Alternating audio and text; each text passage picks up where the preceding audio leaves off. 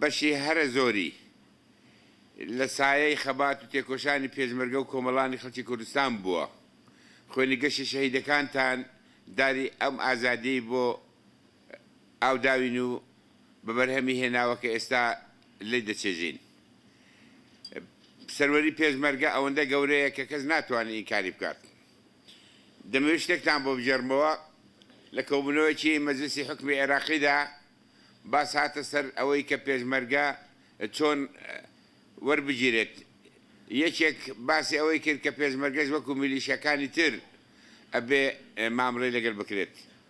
شادی بخوا دەدەم دکتۆر ئەحمەد چەلەبی لە پێش ئێمە هەڵیدایە گوتی ئێرە دیارە خۆتان لێ گۆڕاوە، ئێوە کە لەسەر ئەم مێزە دانیشتون ئێستا ئەندامی مەجلیسی حکمن بەسای پێشمەرگەیە.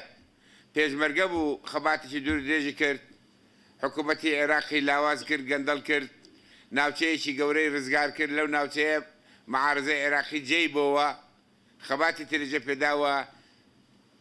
ئەم خەباتەی پێشمەرگە و سەرکەوتنانەی ئەمریکاشی تەشجیع کرد هاندا کە بێ عێراق ڕزگار کا لە دیکتاتۆریەت.